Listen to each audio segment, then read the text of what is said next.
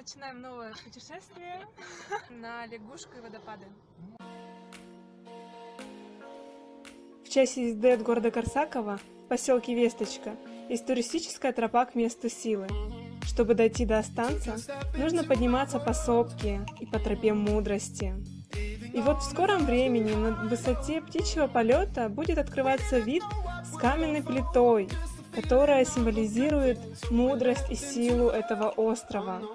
С нее открывается потрясающий вид.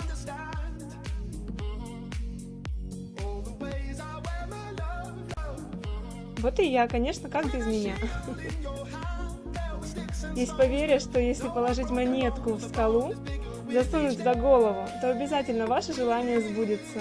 Что мы, собственно, и сделали.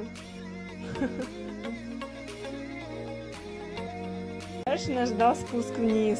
Мы как горные козочки спускались вниз очень аккуратно. Нас окружал бамбук, медвежьи дудки, малина. И все, куда мы направлялись? Мы направлялись к водопаду Айхор. Была действительно дорожная анархия.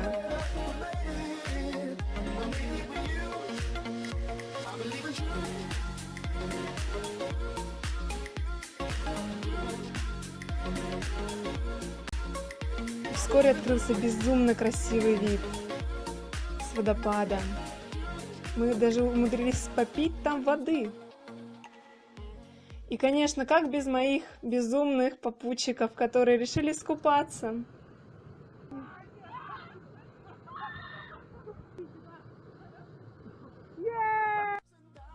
Мы пошли обратно домой.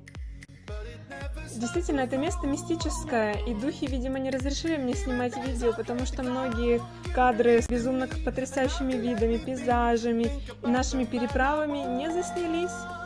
А это камушки. Здесь они как натюрморты, они стоят на каждом постаменте, и мы можем их видеть даже в речке.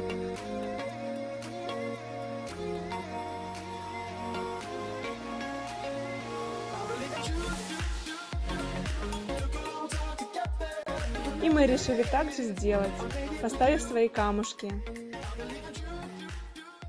И дорога домой.